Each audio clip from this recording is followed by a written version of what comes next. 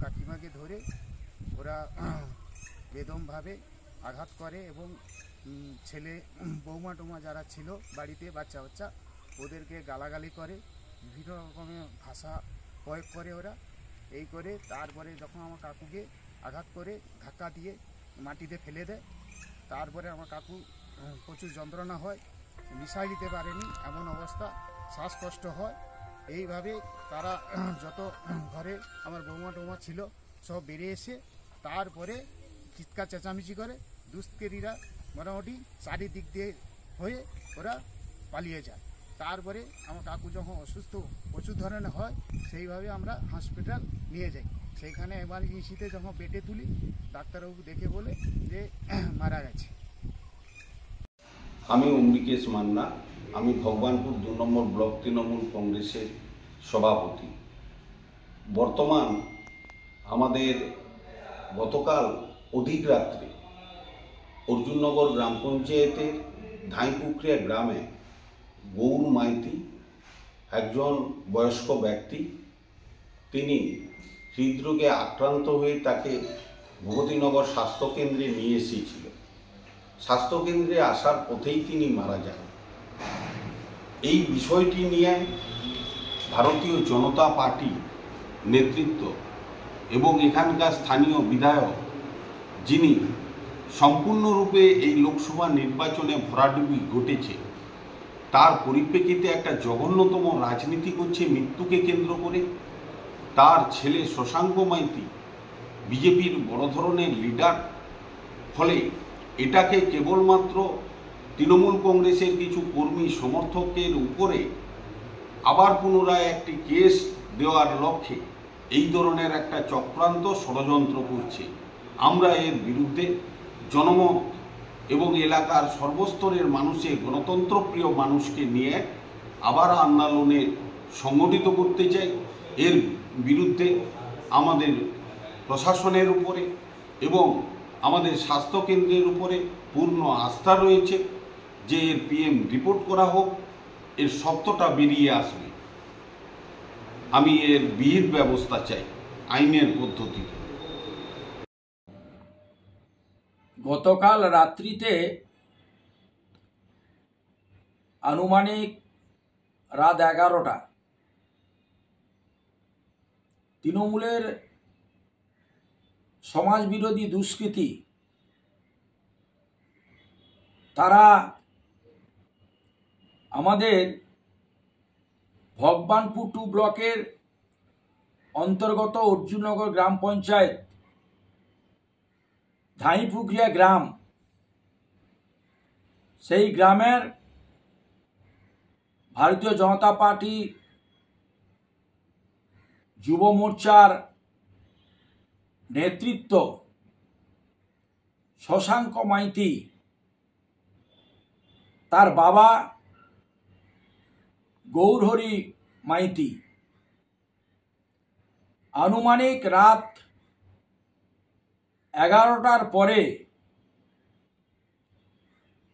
সমাজবিরোধী তৃণমূল কংগ্রেসের যারা 2011 সালের পর থেকেই এলাকায় অত্যাচার, সন্ত্রাস এবং খুনের রাজনীতি করে এসছে, তারা গতকাল রাত্রিতে গৌরহরি মাইতির পরিবারের উপরে চড়াও হয় এবং তারা সশস্ত্র অবস্থায় চড়াও হয়েছে।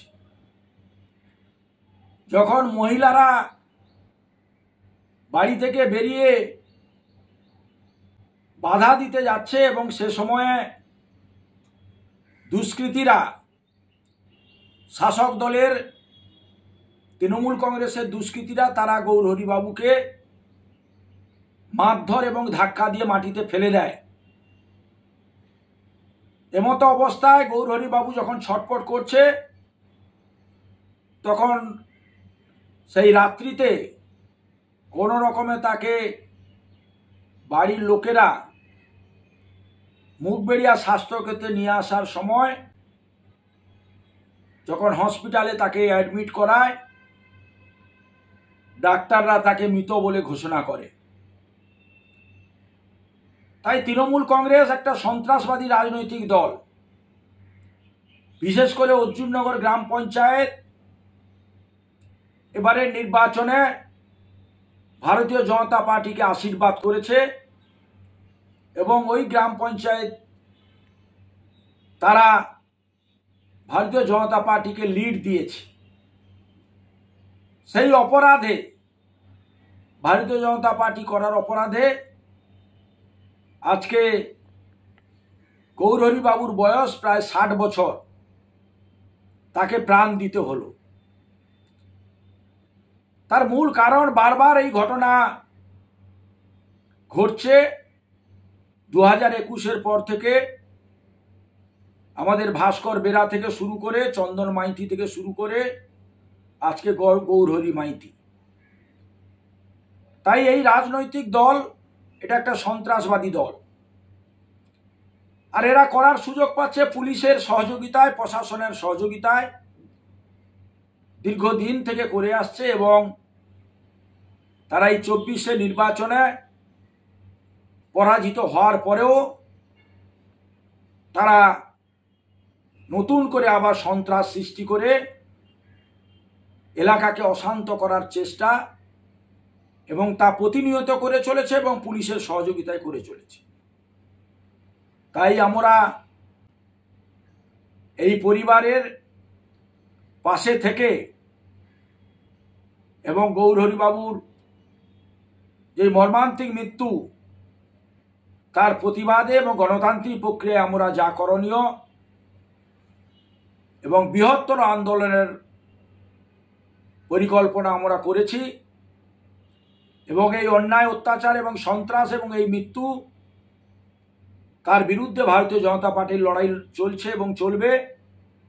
এবং যত সময় না দোষীরা শাস্তি পাবে এবং পুলিশ যত সময় না এদেরকে গ্রেপ্তার করবে, তত সময় আমাদের এই আন্দোলন চলবে। কারণ পুলিশ রাজনৈতিকভাবে তৃণমূল কংগ্রেসের হয়ে দীর্ঘদিন ধরে ভূপতিনগর থানার পুলিশ এই কাজে লিপ্ত, শাসক দলকে সহযোগিতা করার জন্য।